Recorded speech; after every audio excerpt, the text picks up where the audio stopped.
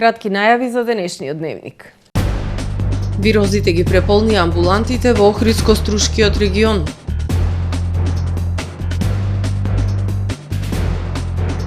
Започна дистрибуцијата на налепниците за возилата со ознака НМК.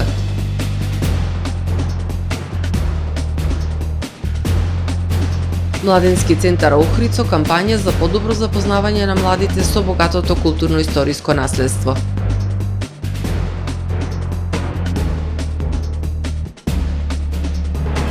Охрид го чествува ликот и делото на Кирил Парличев. Министерството за економија ќе доделува ваучери за одмор од по 300 евра за семејства со ниски примања. Со содржините во дневникот започнуваме по временската прогноза. Останете со нас.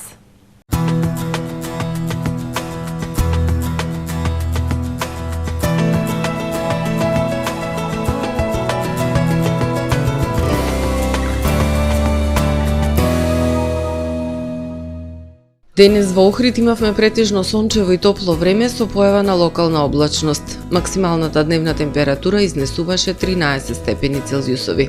Во сабота во најголем дел од Европа ќе преовладува умерено облачно и нестабилно време со врнежи од дожд.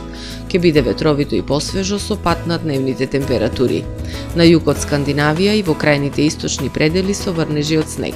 Локално во централните, крајните југоисточни и во крајните североисточни предели ќе преовладува претежно сончево време со појава на локална облачност. На Балканскиот полуостров утре ќе преовладува умерено облачно и нестабилно време со врнежи од дожд. Ќе биде релативно топло за овој период од годината.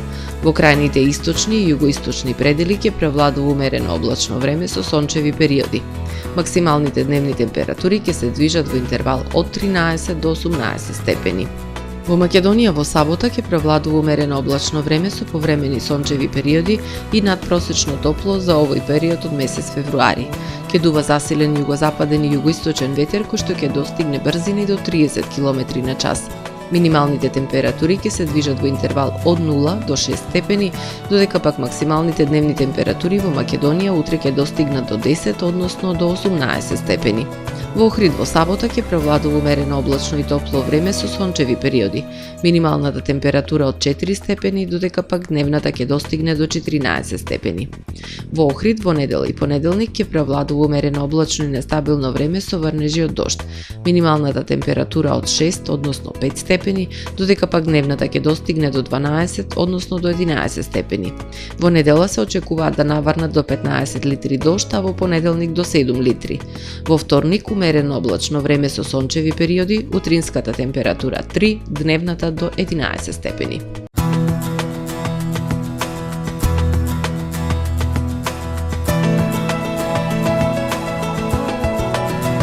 Гледавте Метео на ТВМ по соработка со Трпе Инвест.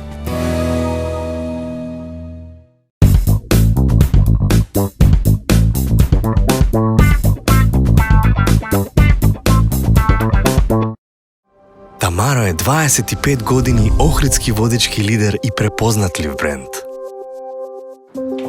Обуките од менаџерскиот тим се доказ за максимална посветеност кон вработените. Тамаро Холдингот се грижи за организацијата и на време пренесените информации кои отсликуваат тимската работа. Секој успех на вработениот е успех и на компанијата. Маркетите располагаат со производи со висок квалитет од секакви брендови по одлични цени. Вкусните печива од Анабела пекарата се веќе омилен појадок на многу потрошувачи во Охрид. Анабела кујната услужува голем број на потрошувачи и компании.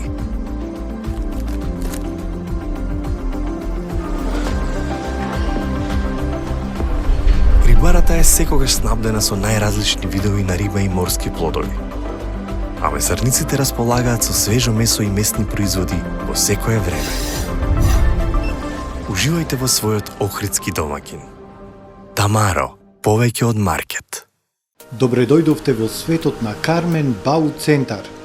Во беспрекорно уреден продажен простор, купувањето во еден Бау Центар никогаш не било попријатно.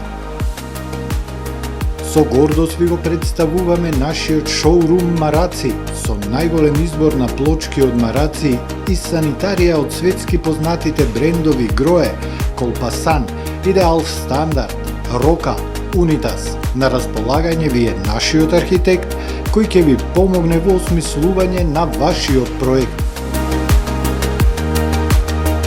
Располагаме со најбогатата палета на ламинат во државава. Одберете од 100 различни дизајни на Swiss Chrono. Покрај стандардниот избор на фасадните системи Knauf и Бекамент, ви нудиме богат избор на професионален алат на реномираните производители Bosch и DeWalt. Кармен Бауцентар на улица Железничка.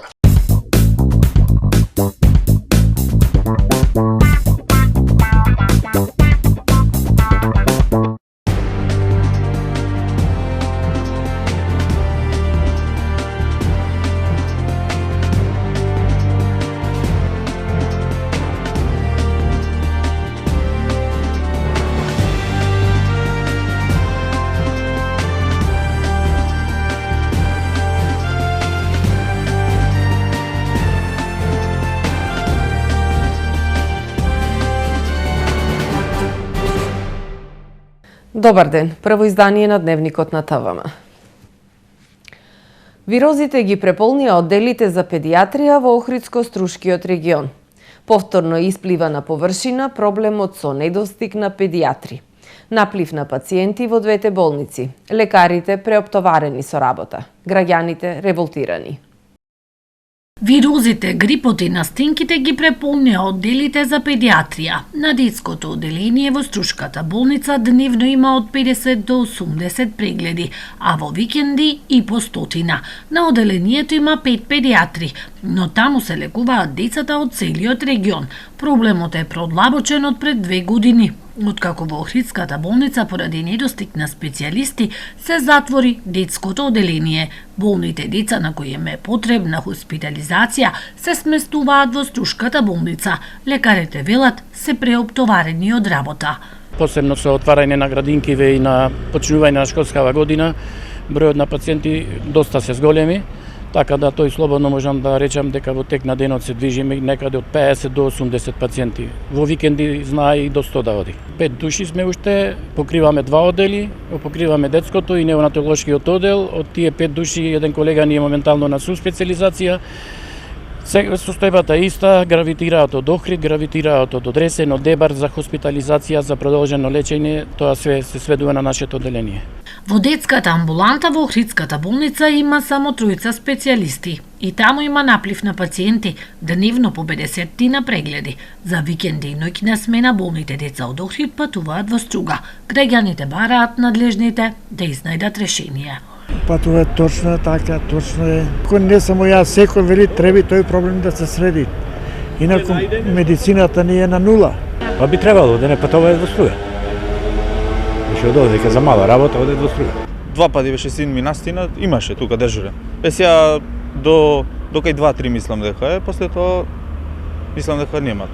За жал преминала се смена е многу и во цело здравство не е за никаде. Не е само во Охрид. Така да немам друго што да речем и многу жалам за се ова што ни се случува. Од Министерството за здравство повеќе пати ветија решавање на проблемот. Беа најавени 2 педиатри кои требаше да дојдат да работат во Охридската болница, но тоа не се случи. За надминување на проблемот во Охридската болница треба да има минимум 4 специјалисти педиатри за повторно да биде реотворено детското одделение. Во моментов има 5 специјализанти. Со нив, детското одделение ќе може нормално да функционира дури за 7 до 8 години. Започна дистрибуцијата на налепниците за возилата со ознака НМК. Иако првично беше предвидено налепниците да се купуваат по цена од 30 до 50 денари, сепак сега тие ќе бидат бесплатни за граѓаните на товар на МВР. Министерството за внатрешни работи почна да ги дистрибуира налепниците со ознаката НМК до референтите за сообраќај во подрачните станици за технички преглед. Од МВР информираат дека граѓаните ќе можат да ги подигнат во најблиската станица за технички преглед. Налепниците треба да ги набават сите сопственици на возила чии регистарски ознаки немаат никаква ознака или имаат ознака МК, а треба со себе да понесат лична карта и сообраќајна дозвола за возилото. Иако првично беше предвидено налепниците да се купуваат по цена од 30 до 50 денари, сепак сега тие ќе бидат бесплатни за граѓаните на товар на МВР.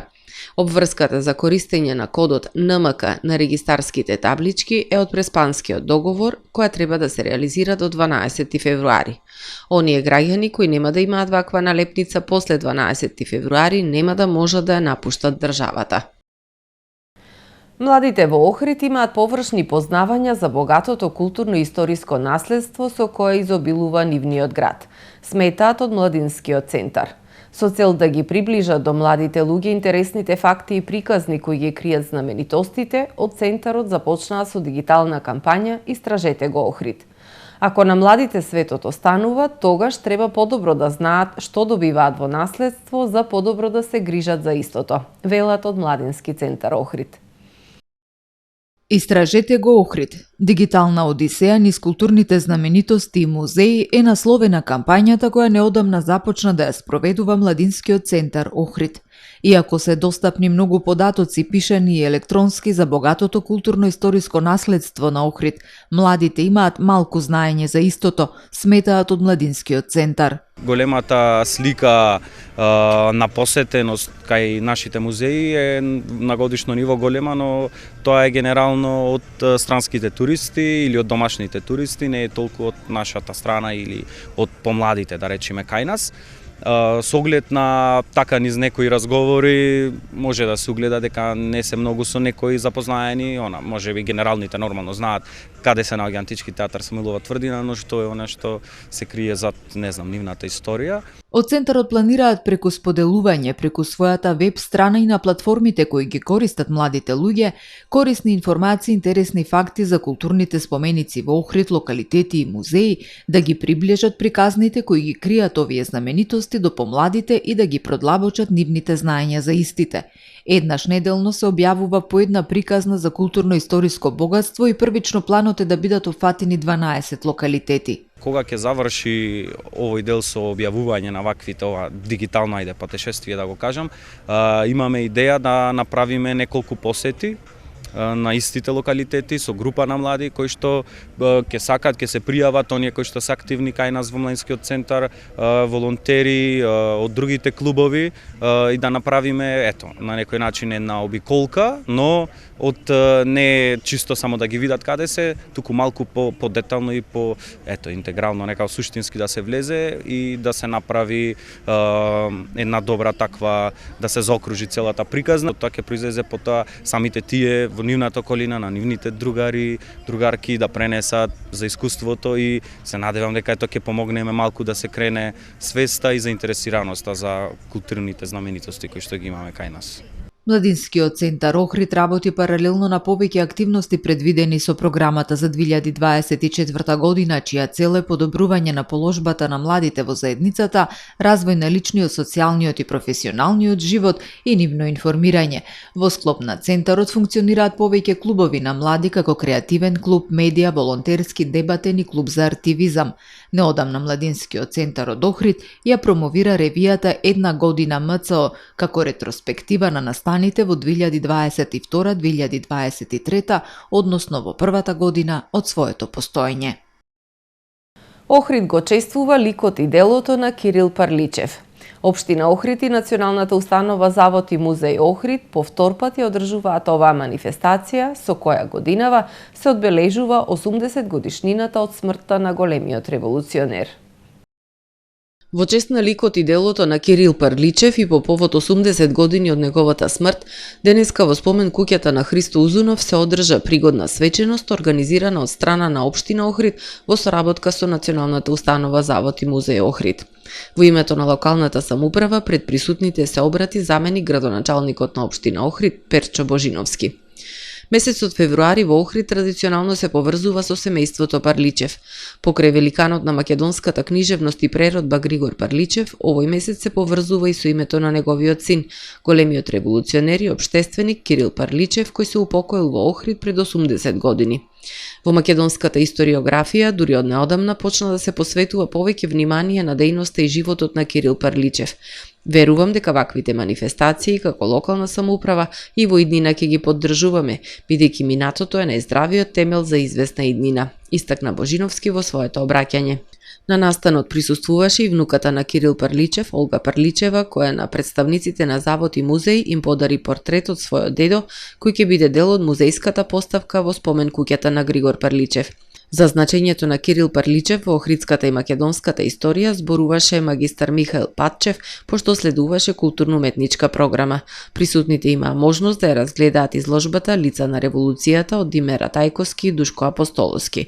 Кирил Парличев е македонски патриот, револуционер, публицист, журналист, идеолог и син на големиот преродбеник Григор Парличев. Бил учесник во Илинденското востание, а за време на Втората светска војна бил директор на музеот во Охрид.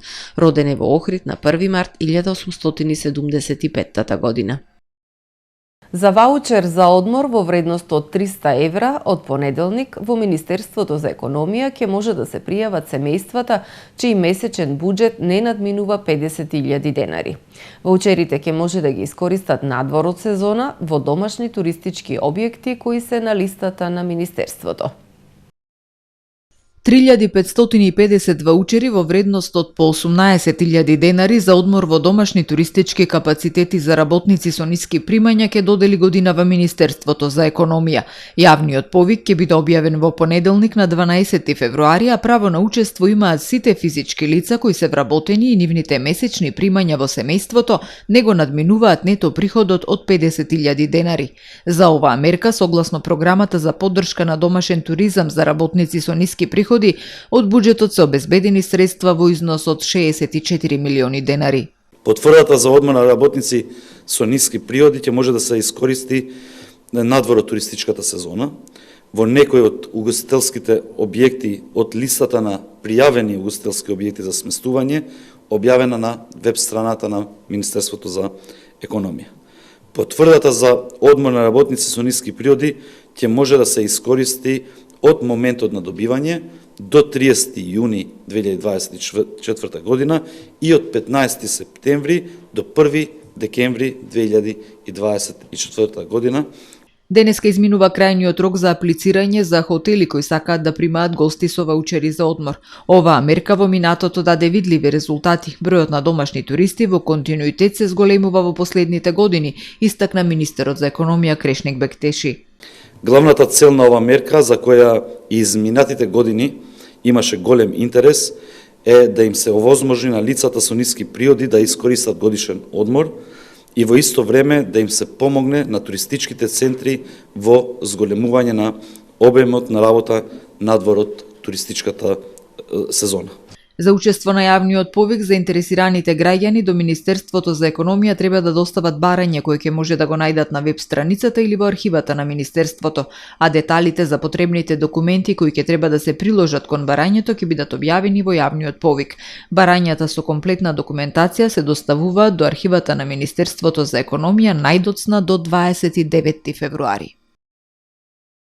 Денешната емисија Прашалник е посветена на предизвиците и потребите на глувите и наглуви лица од Охридско-Струшкиот регион.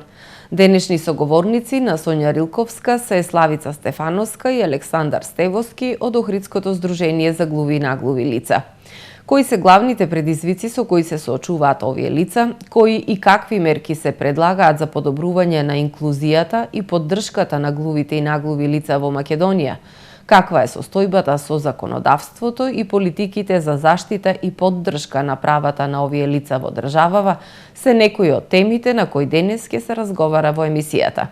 Прашалник следува по првото издание на Дневникот. Во продолжение да ги погледнеме вестите од светот. Вооружена престрелка на така наречениот Истанбулски пазар во Грузија. Вооружен напаѓач убил 4 и ранил едно лице, пошто полицијата го апсила осомничениот, соопштило Министерството за внатрешни работи на Грузија. Нападот се случил во Ростава, во близина на главниот град Тбилиси, наведуваат медиумите. Се претпоставува дека на вооружениот напад му предходела семејна расправија, бидејќи во престрелката 36-годишниот напаѓач убил 4 лица, меѓу кои својот чичко кој работел на пазарот, а едно лице кое било роднина на уапсениот било рането. Ранетото лице е пренесено во болница, соопштило Министерството за внатрешни работи на Грузија. 32-годишниот ирански барател на азил кој вооружен со секира и нож скоро 4 часа држал 15 заложници во воз во Швајцарија е убиен. Швајцарската полиција соопштила дека човекот кој ги држал заложниците е убиен при интервенцијата и дека сите заложници биле ослободени неповредени, пренесе Ројтерс. Во акцијата биле вклучени околу 600 полицајци. Правично полицијата со помош на преведувач се обидела да преговара со напаѓачот, но безуспешно, и по 4 часа упаднала во возот. Полицијата не соопштува повеќе детали за инцидентот и можните мотиви на сторителот, вели дека истрагата е во тек во која меѓу другото треба да се утврдат и мотивите за нападот. Обединетите Арапски Емирати денеска соопштија дека успеале во посредувањето за ослободување на 100 руски во замена за 100 украински воени заробеници. Руското министерство за одбрана на Телеграм ја објавило веста за хуманитарното посредување на Обединетите Арапски Емирати, а истото го соопштил и украинскиот претседател Володомир Зеленски и украинското тело за следење на размена на воените заробеници. Министерството за надворешни работи на Обединетите Арапски Емирати соопштило дека ова е трет обид за посредување помеѓу Русија и Украина, додавајќи дека повикува на дипломатија, диалог и деескалација, пренесе државната новинска агенција ВАМ. Најмалку 4 лица загинале во немири во Северна Индија откако властите урнале џамија тврдејќи дека е незаконски изградена, пишува BBC.